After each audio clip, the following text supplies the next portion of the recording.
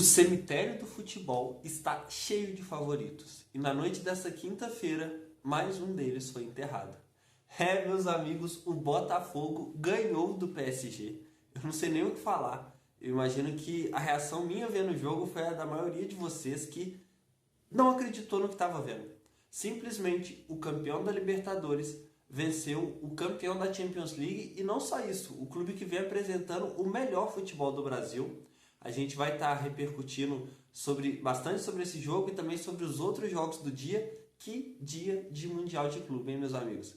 Feriado, jogo a tarde toda até ali à noite, o jogo do Botafogo acabando meia-noite. Foi o melhor dia do Mundial até aqui e vai ser difícil ser superado. Que dia de jogos! Não esquece de deixar o seu like, ativar o sininho, que isso é muito importante para chegar a notificação sempre que sair um vídeo novo. Deixa o like aí e vamos falar sobre esses jogos. Não tem como começar sem ser pelo jogo do Botafogo. Por mais que tenha sido o último jogo do dia, foi a maior história, não só do dia, como do Mundial inteiro até aqui.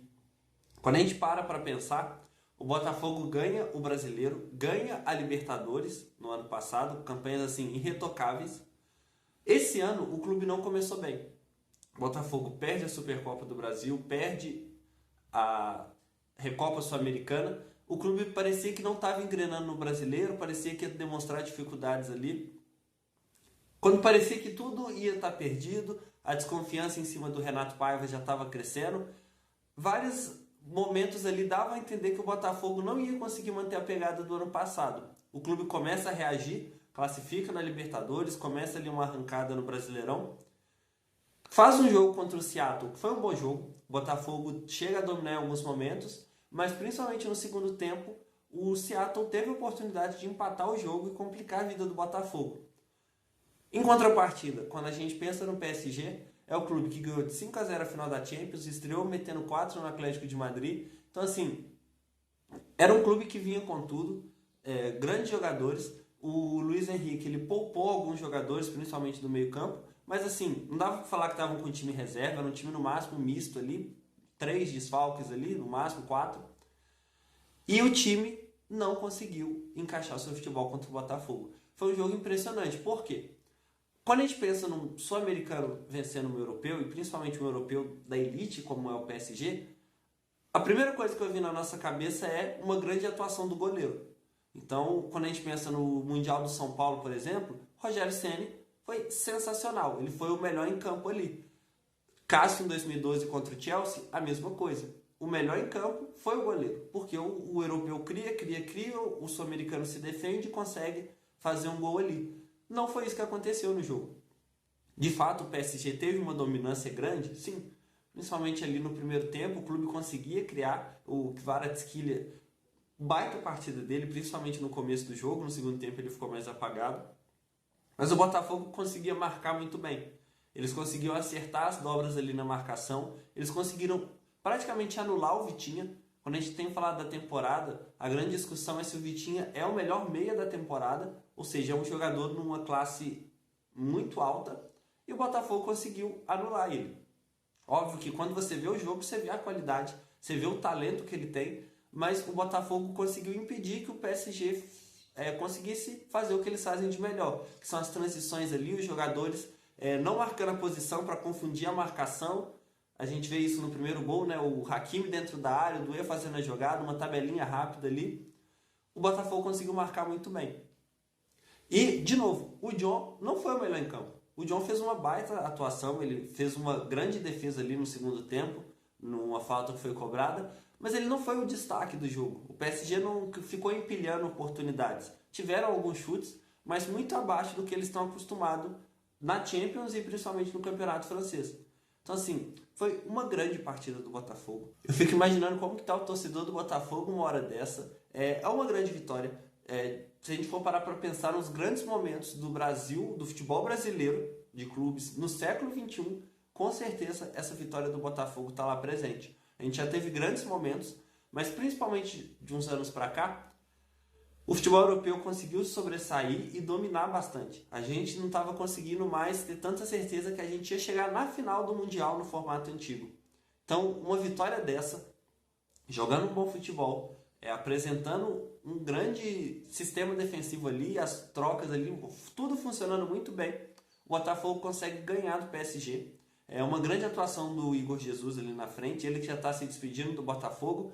E é engraçado, né? O Nottingham Forest compra um bom jogador, o Igor Jesus já vinha sendo um grande jogador, e recebe um grande nome do futebol mundial. Porque o que o Igor Jesus fez nos últimos jogos da Libertadores, já credenciaram ele a isso, fez o gol no primeiro jogo do Mundial e consegue fazer o gol. Uma boa jogada dele, contra-ataque, um belo passe do Savarino, ele consegue fazer um gol, deixando o Pátio, que vem sendo um dos melhores zagueiros, na saudade ali, batendo, vencendo o Donnarumma ali. Ele tem uma fase muito boa do Igor Jesus. Não só pelo gol, ele conseguiu prender muitas bolas ali no ataque, ele conseguia segurar bem, fazer o Botafogo respirar em alguns momentos, principalmente no segundo tempo. Então foi uma grande atuação do Igor Jesus. E, de fato, a torcida do Botafogo, e não só do Botafogo, como todo o Brasil pode estar muito orgulhoso. Óbvio que às vezes o clubismo não deixa a alegria, né, de ver um clube brasileiro sendo um rival ganhar do PSG, mas essa é uma vitória não só do Botafogo, mas é uma vitória de todo o futebol brasileiro. Quando a gente pensa que um clube aqui do futebol brasileiro conseguiu jogar em igual condição como o europeu, não qualquer europeu, mas o campeão atual da Champions, e conseguiu ganhar o jogo, jogando melhor para o que se propôs a fazer. Óbvio que o PSG, como eu disse, teve mais momentos de ataque ali, mas não conseguiu furar o bloqueio do Botafogo. O Luiz Henrique mesmo admitiu isso na entrevista coletiva. E agora a situação do Botafogo é muito boa. O outro jogo do grupo foi Atlético de Madrid e Seattle, ficou 3-1. Foi um jogo bom, principalmente no segundo tempo, que as coisas estavam indo completamente ataque contra ataque ali. O Atlético de Madrid teve uma grande dominância nos primeiros 15 minutos. Conseguiu controlar bem, criar oportunidades. Sola perdeu 2 gols assim inacreditáveis. Julián Álvares também perdeu um gol. Ele, o goleiro, ele tirou demais, acabou jogando ali na trave. Então, foi 3-1 placar final, 2 gols do Barrios ali, 1 gol do Witzel. A questão é, esse jogo provavelmente não vai valer de nada, a questão do saldo. Por quê? Com a vitória do Botafogo, a tendência é o Botafogo se classificar como empate. Ele já está classificado se ele empatar contra o Atlético de Madrid, e ele pode perder por até 2 gols de diferença, que ele está na próxima fase. Então, contando que o PSG ganhe do Seattle. Então, a tendência é o PSG ganhar do Seattle, e aí o Botafogo pode perder por 2 gols de diferença, que ele ainda passa. Ou seja, o Botafogo aí tem grandes chances, totais condições de estar classificando. Resta saber se em primeiro ou em segundo no grupo. Então, agora falando um pouco do grupo A, que foram os jogos que aconteceram primeiro na quinta-feira. Primeiro, o Palmeiras venceu o Al-Ahly ali do Egito. Uma boa atuação do Palmeiras, principalmente no segundo tempo. O primeiro tempo até tiveram oportunidades, o Estevão fez uma grande jogada ali no começo do jogo, conseguiu rabiscando ali, chutou a bola para fora, foi uma grande chance de perigo, mas o jogo até então estava meio truncado. O que chamou a atenção ali no primeiro tempo foi o lance da expulsão do Veiga. Eu imagino que o torcedor palmeirense tenha ficado apreensivo, o juiz foi no VAR e corrigiu a besteira que ele ia ter feito, deu só o cartão amarelo. Então, Palmeiras volta para o segundo tempo com alterações e o time responde muito bem. A gente fala do Abel Ferreira, podem ser feitas críticas ao jeito dele, ao temperamento dele, mas ele, como técnico do Palmeiras, nesses 4 anos que ele já está aqui no futebol brasileiro, ele é incrível, ele é impressionante. O controle que ele tem dos jogadores e a visão que ele tem do jogo em si. Ele coloca Flaco Lopes e o Maurício, e um dos gols é justamente passe do Maurício para o gol do Flaco Lopes. Uma questão que fica aí para o Palmeiras foi gasto muito dinheiro no Vitor Roque, muito dinheiro. E ele tem um grande potencial, ele não tem jogado mal. Não dá para falar que o Vitor Roque tem tido atuações muito ruins. Não, pelo contrário, ele tem jogado bem, ele é um jogador com raça, ele corre ali. Mas Flaco Lopes está numa fase impressionante. Ele vem jogando melhor. Nos últimos jogos do Brasileiro já dava para ver isso, tanto que era a dúvida quem seria o titular no Mundial. E até aqui o clube responde melhor quando o Flaco Lopes está em campo. Tirou o Vitor Roque, colocou o Flaco Lopes, tanto contra o Porto, agora como no jogo contra o Al-Ahly, o clube melhora muito. O Flaco Lopes aproveitou a oportunidade que ele teve, foi o segundo gol, o primeiro gol foi contra. Ele aproveitou a oportunidade que ele teve. O primeiro gol foi contra, o segundo gol com o passe do Maurício. O Flaco Lopes saiu ali, conseguiu sair bem, não desperdiçou a oportunidade. Fez o 2-0 do Palmeiras, que praticamente encaminhou a vaga do Palmeiras também para as oitavas de final. O segundo jogo do grupo, antes da gente falar como está a situação do grupo, foi Inter Miami 2, Porto 1. Foi um jogo impressionante também, porque a tendência, eu imagino que o que era esperado era o Porto ganhar o jogo com certa tranquilidade. A gente pensa no futebol europeu, por mais que o Porto não venha bem, o Inter Miami tem uma defesa bem complicada, para o nível da MLS não é o clube mais estruturado, por mais que seja o clube com os melhores nomes, e o Inter Miami consegue ganhar do Porto com uma belíssima atuação do Lionel Messi, o melhor jogador de todos. Ele consegue mostrar que mesmo com idade avançada, mesmo não estando mais no maior centro do futebol mundial, ele continua sendo decisivo, ele consegue fazer os gols e impactar positivamente ali o time. E o Porto, que tinha tudo para ganhar, para encaminhar a vaga, conseguiu perder o jogo de virada. No primeiro tempo, o Porto teve uma ou duas oportunidades, teve o lance do pênalti, que foi feito o gol, só que não foi muito mais que isso. Quando a gente pensa no futebol europeu contra um clube da MLS, a tendência era uma pressão ainda maior, só que o Porto não consegue fazer isso. O Inter Miami volta para o segundo tempo, consegue um gol logo de cara ali, e o Messi faz o segundo gol, uma obra-prima dele ali, mais uma, né? A gente ficou tão acostumado com anos e anos do Messi fazendo esse tipo de gol na Espanha, pela Argentina também. Ele faz agora no Mundial de Clubes. Belíssimo gol que deixou o Inter Miami na frente do placar, que terminou 2-1 também, como também na frente no grupo. O grupo A, nesse momento, tem o Palmeiras em primeiro, com 4 pontos. O Inter Miami está em segundo, também com 4 pontos, mas tem um gol de saldo a menos. Porto e Al-Ahly estão em terceiro e quarto, cada um com 1 ponto também. A questão é, na última rodada, teremos Palmeiras e Inter Miami. Um empate classifica os dois para as oitavas.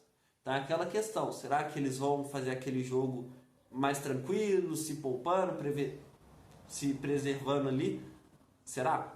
O empate vai passar os dois, então a tendência é a gente não ter um jogo assim, com grandes oportunidades, com os clubes fazendo de tudo para a vitória, porque não é necessário desgastar nas vésperas aí do mata-mata começando.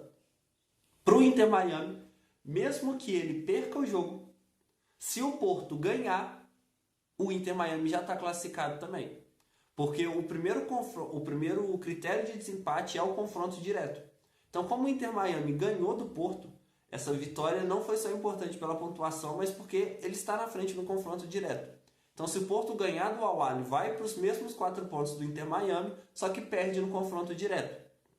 Então, a questão seria o jogo, o Palmeiras ainda poderia ser ultrapassado pelo Porto, mas se o Porto ganhar o jogo, o Inter Miami já está nas oitavas de final. Que história também. O Messi, a tendência era ir para o Mundial, conseguir se destacar, mas eu acho que ninguém imaginava que o Inter Miami ia conseguir passar da fase de grupo, chegar nas oitavas de final. E a tendência é ver quem vai vir do grupo B. Pode ser o Botafogo, pode ser o Paris Saint-Germain, e ainda existem chances, mesmo que remotas, do Atlético de Madrid classificar. A tendência é o Inter Miami ser eliminado? Sim. Mas a gente vê, o dia de quinta-feira mostrou pra gente que o futebol é muito imprevisível. Quem iria imaginar o Inter Miami ganhando do Porto? Quem iria imaginar o Botafogo ganhando do PSG? Então, assim, as oitavas de final, todo esse mata-mata promete muito. Porque o Mundial até aqui demonstrou que, de fato, tudo pode acontecer. Por mais que a gente faça previsões, existam análises do retrospecto dos times, quando a bola rola e o futebol é mágico, por isso, tudo pode acontecer. Então, esses foram os jogos de quinta-feira, jogos do grupo A e do grupo B, já começando a segunda rodada.